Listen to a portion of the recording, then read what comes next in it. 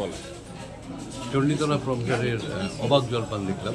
সুকুমার রায়ের একটা অমর সৃষ্টি, অবিস্মরণীয় এবং সেটা প্রদীপদার ডিরেকশনে দেখলাম। প্রদীপদার ডিরেকশনের কাজ, প্রদীপদার কাজ আমার বরাবরই ভালো লাগে। এর আগে আমার নাটকও করেছে প্রদীপদার, তবে এটা সুকুমার রায়ের একটা অবিস্মরণীয় সৃষ্টি। ভালো লেগেছে প্রযোজনা, প্রত্যেকের অভিনয় এবং দলগত অভিনয় বেশ বেশ ভালো। এরকম প্রযোজনাটা আবার হোক, এই প্রযোজনাটাও বিভিন্ন জায়গায় যাক, মানুষের কাছে পৌঁছুক, এটাই চাই। অবাক জলপান নাটকটা দেখে আপনি যদি কিছু বলেন। হ্যাঁ, আমি নাটকটা দেখলাম, আমার এত ভালো লাগলো।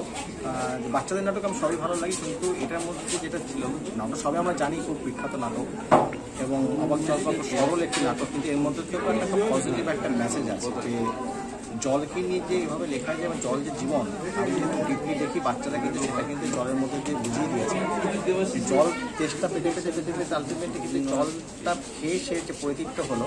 আজকে আমাদের যে জলের চাহিদা, জলে ওয়াটার গ্রাউন্ড লেভেল এত নিচে নেমে যাচ্ছে, সেই জলকে বাঁচাতে হবে। এটা কিন্তু একটা প্রচণ্ড পজিটিভ মেসেজ। শুধু নাটকটা দেখলে হবে না, আজকালকার দিনে আজকের দিনে খুবই প্রাসঙ্গিক এবং যারা অভিনয় করেছেন অসাধারণ অভিনয় করেছেন প্রত্যেকের। আমি একবারের জন্য বুঝতে পারিনি কোথাও তাল কেটে গেছে, কোথাও জলের অভাব হয়েছে বা কোথাও একটা স্নিগ্ধতার অভাব হয়েছে। সব কিছু নিয়ে বলতে গেলে প্রত্যেকের অভিনয় অসাধারণ এবং কমিউনিকেশন, কোঅর্ডিনেশন ইজ বিউটিফুল এবং আপনার ডাইরেকশন, আবহ মিউজিক যেগুলো আমি শুনেছি, তো প্রত্যেকটারই আমি খুব প্রশংসার দাবি রাখি।